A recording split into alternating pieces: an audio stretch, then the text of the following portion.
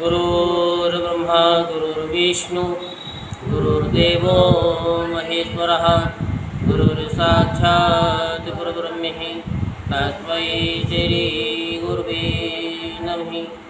ओं गजाननं भूतगणाधिसेवितं कपितजम्बुफलचारुभक्षणम् उमासुतं शोकविनाशकारिकं नमामि विघ्नेश्वरपादपङ्कजम्।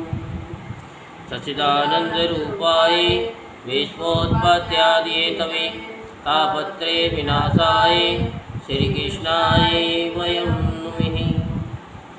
आज हम आपको श्रीमद्भागवत महापुराण के एकादश स्कंद का लेसन नंबर 4 आपको सुनाएंगे। भगवान के अवतारों का वर्णन। तो आप सभी ध्यानपूर्वक सुनेंगे। राजा निमि ने पूछा कि योगेश्वरों, भगवान स्वतंत्रता से अपने भक्तों की भक्ति के वश होकर अनेकों प्रकार के अवतार ग्रहण करते हैं और अनेकों लीलाएं करते हैं। आप लोग कृपा करके भगवान की उन लीलाओं का वर्णन कीजिए जो वे अब तक कर चुके हैं, कर रहे हैं या आगे करेंगे। अब साथ में योगेश्वर धुर्मिल जी ने कहा, राजन, भगवान अनंत हैं, उनके गुण भी अनंत हैं। जो ये सोचता है कि मैं उनके गुणों को गिन लूँगा वे मूर्ख है, बालक है। ये तो संभव है कि कोई किसी प्रकार पृथ्वी के धूलि कणों को गिन ले, परंतु समझ शक्तियों के आश्रय भगवान के अनंत गुणों का कोई कभी किसी प्रकार पार नहीं पा सकता। भगवान ने ही पृथ्वी, जल, अग्नि, वायु, आकाश इन 5 भूतों की अपने आप में सृष्टि की है। जब वे इनके द्वारा विराट शरीर ब्रह्मांड का निर्माण करके उनमें लीला से अपने अंश अंतर्यामी रूप से प्रवेश करते हैं, भोक्ता रूप से नहीं, क्योंकि भोक्ता तो अपने पुण्यों के फलस्वरूप जीव ही होता है। तब उन आदिदेव नारायण को पुरुष नाम से कहते हैं। यही उनका पहला अवतार है। उन्हीं के इस विराट ब्रह्मांड शरीर में तीनों लोक स्थित हैं। उन्हीं की इंद्रियों से समस्त देहधारियों की ज्ञान इंद्रियां और कर्म इंद्रियां बनी हुई हैं। उनके स्वरूप से ही स्वतः सिद्ध ज्ञान का संचार होता है। उनके श्वास प्रश्वास से सब शरीरों में बल आता है तथा इंद्रियों में ओज, इंद्रियों की शक्ति और कर्म करने की शक्ति प्राप्त होती है। उन्हीं के सत्व आदि गुणों से संसार की स्थिति, उत्पत्ति और प्रलय होते हैं। इस विराट शरीर के जो शरीरी है वे ही आदिकर्ता नारायण है। पहले जगत की उत्पत्ति के लिए उनके रजोगुण के अंश से ब्रह्मा हुए। फिर वे आदि पुरुष ही संसार की स्थिति के लिए अपने सत्वांश से धर्म तथा ब्राह्मणों के रक्षक यज्ञपति विष्णु बन गए। फिर वे ही तमोगुण के अंश से जगत के संहार के लिए रुद्र बने। इस प्रकार निरंतर उन्हीं से परिवर्तनशील प्रजा की उत्पत्ति, स्थिति और संहार होते रहते हैं। दक्ष प्रजापति की एक कन्या का नाम था मूर्ति। वह धर्म की पत्नी थी। उसके गर्भ से भगवान ने ऋषि श्रेष्ठ शांतात्मा नर और नारायण के रूप में अवतार लिया। उन्होंने आत्म तत्व का साक्षात्कार कराने वाले उस भगवदाराधन रूप कर्म का उपदेश किया, जो वास्तव में कर्म बंधन से छुड़ाने वाला और निष्क्रिय स्थिति को प्राप्त कराने वाला है। उन्होंने स्वयं भी वैसे ही कर्म का अनुष्ठान किया। बड़े बड़े ऋषि मुनि उनके चरण कमलों की सेवा करते रहते हैं। वे आज भी बद्रिका आश्रम में उसी कर्म का आचरण करते हुए विराजमान है। मैं अपनी घोर तपस्या के द्वारा मेरा धाम छीनना चाहते हैं। इंद्र ने ऐसी आशंका करके स्त्री बसंत आदि दल बल के साथ कामदेव को उनकी तपस्या में विघ्न डालने के लिए भेजा। कामदेव को भगवान की माया का ज्ञान न था, इसलिए वह अप्सरागण बसंत तथा मंद सुगंध वायु के साथ बद्रिकाश्रम में जाकर स्त्रियों के कटाक्ष बाणों से उन्हें घायल करने की चेष्टा करने लगा। आदि देव नर नारायण ने ये जानकर कि ये इंद्र का कुछ चक्र है, भय से कांपते हुए काम आदि को से हंसकर कहा। उस समय उनके मन में किसी प्रकार का अभिमान या आश्चर्य नहीं था।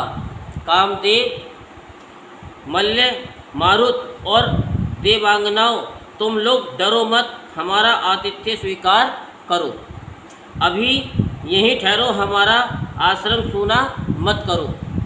राजन, जब नर नारायण ऋषि ने उन्हें अभय दान देते हुए इस प्रकार कहा, तब कामदेव आदि के सिर लज्जा से झुक गए। उन्होंने दयालु भगवान नर नारायण से कहा, प्रभु, आपके लिए ये कोई आश्चर्य की बात नहीं है, क्योंकि आप माया से परे और निर्विकार हैं। बड़े बड़े आत्मा राम और धीर पुरुष निरंतर आपके चरण कमलों में प्रणाम करते रहते हैं। आपके भक्त आपकी भक्ति के प्रभाव से देवताओं की राजधानी अमरावती का उल्लंघन करके आपके परम पद को प्राप्त होते हैं। इसलिए जब वे भजन करने लगते हैं तब देवता लोग तरह तरह से उनकी साधना में विघ्न डालते हैं।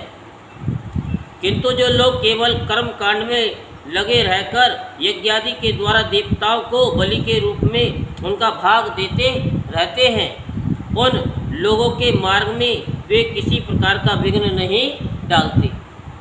परंतु प्रभु, आपके भक्तजन उनके द्वारा उपस्थित की हुई विघ्न बाधाओं से गिरते नहीं, बल्कि आपके कर कमलों की छत्र छाया में रहते हुए वे विघ्नों के सिर पर पैर रखकर आगे बढ़ जाते हैं, अपने लक्ष्य से च्युत नहीं होते। बहुत से लोग तो ऐसे होते हैं जो भूख प्यास, गर्मी, सर्दी एवं आंधी, पानी के कष्टों को तथा रसेंद्रिय और जन्नेन्द्रिय के वेगों को, जो अपार समुद्रों के समान हैं, सह लेते हैं, पार कर जाते हैं, परंतु फिर भी वे उस क्रोध के वश में हो जाते हैं जो गाय के खुर से बने गड्ढे के समान है और जिससे कोई लाभ नहीं है, आत्मनाशक है। और प्रभु, वे इस प्रकार अपनी कठिन तपस्या को खो बैठते हैं। जब कामदेव, बसंत आदि देवताओं ने इस प्रकार स्तुति की, तब सर्वशक्तिमान भगवान ने अपने योग बल से उनके सामने बहुत सी ऐसी रमणियाँ प्रकट करके दिखलाई जो अद्भुत रूप लावण्य से संपन्न और विचित्र वस्त्रालंकारों से सुसज्जित थी तथा भगवान की सेवा कर रही थी। जब देवराज इंद्र के अनुचरों ने उन लक्ष्मी जी के समान रूपवती स्त्रियों को देखा, तब उनके महान सौंदर्य के सामने उनका चेहरा फीका पड़ गया। वे शरीरहीन होकर उनके शरीर से निकलने वाली दिव्य सुगंध से मोहित हो गए। अब उनका सिर झुक गया। देव देवेश भगवान नारायण हंसते हुए से उनसे बोले, तुम लोग इनमें से किसी एक स्त्री को जो तुम्हारे अनुरूप हो ग्रहण कर लो, वह तुम्हारे स्वर्गलोक की शोभा बढ़ाने वाली होगी। देवराज इंद्र के अनुचरों ने जो आज्ञा कहकर भगवान के आदेश को स्वीकार कर लिया तथा उन्हें नमस्कार किया। फिर उनके द्वारा बनाई हुई स्त्रियों से श्रेष्ठ अप्सरा उर्वशी को आगे करके वे स्वर्गलोक में गए। वहाँ पहुंचकर उन्होंने इंद्र को नमस्कार किया तथा भरी सभा में देवताओं के सामने भगवान नर नारायण के बल और प्रभाव का वर्णन किया। उसे सुनकर देवराज इंद्र अत्यंत भयभीत और चकित हो गए। भगवान विष्णु ने अपने स्वरूप में एक रस स्थित रहते हुए भी संपूर्ण जगत के कल्याण के लिए बहुत से कला अवतार ग्रहण किए। विदेह राजहंस, दत्तात्रेय, सनक, सनंदन, सनातन, सनत कुमार और हमारे पिता ऋषभ के रूप में अवतीर्ण होकर उन्होंने आत्म साक्षात्कार के साधनों का उपदेश किया। उन्होंने ही हयग्रीव अवतार लेकर मधुकेटव नामक असुरों का संहार करके उन लोगों के द्वारा चुराए हुए वेदों का उद्धार किया। प्रलय के समय मत्स्य अवतार लेकर उन्होंने भावी मनु, सत्यव्रत, पृथ्वी और औषधियों की, धान्य आदि की रक्षा की और वराह अवतार ग्रहण करके पृथ्वी का रसातल से उद्धार करते समय हिरण्याक्ष का संहार किया। कूर्मावतार ग्रहण करके उन्हीं भगवान ने अमृत मंथन का कार्य संपन्न करने के लिए अपनी पीठ पर मंद्राचल धारण किया और उन्हीं भगवान विष्णु ने अपने शरणागत एवं आर्त भक्त गजेंद्र को ग्रास से छुड़ाया। एक बार बालखिल्य ऋषि तपस्या करते करते अत्यंत दुर्बल हो गए थे। वे जब कश्यप ऋषि के लिए समिधा ला रहे थे तो थक कर गाय के खुर से बने हुए गड्ढे में गिर पड़े, मानो समुद्र में गिर गए हों। उन्होंने जब स्तुति की तब भगवान ने अवतार लेकर उनका उद्धार किया।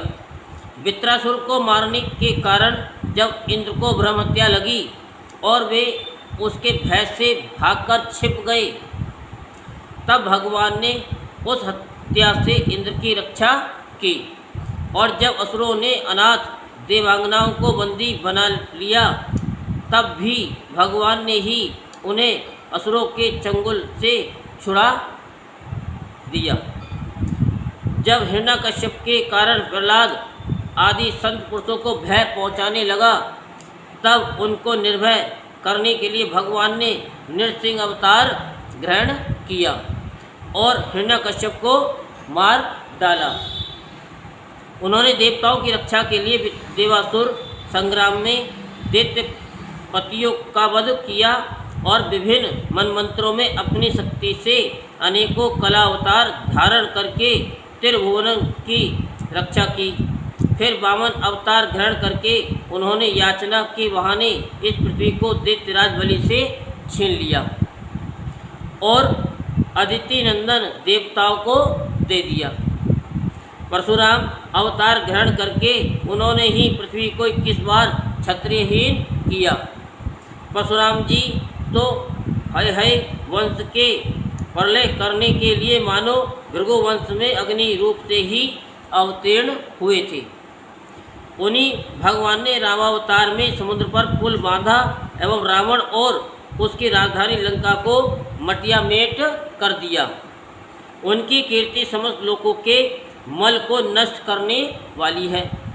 सीतापति भगवान राम सदा सर्वदा सर्वस्व विजयी विजयी है। राजन, अजन्मा होने पर भी पृथ्वी का भार उतारने के लिए वे ही भगवान यदुवंश में जन्म लेंगे और ऐसे ऐसे कर्म करेंगे जिन्हें बड़े बड़े देवता भी नहीं कर सकते।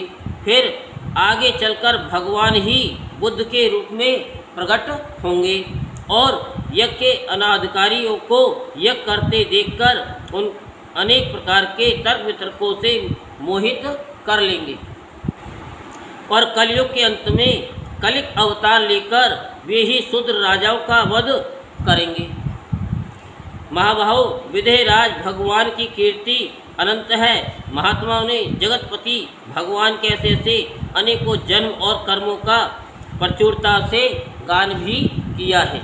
यही श्रीमद्भागवत महापुराण के 11 स्कंद का 4था अध्याय संपूर्ण होता। बोल वृंदावन बिहारी लाल की जय, बोल बांके बिहारी लाल की जय।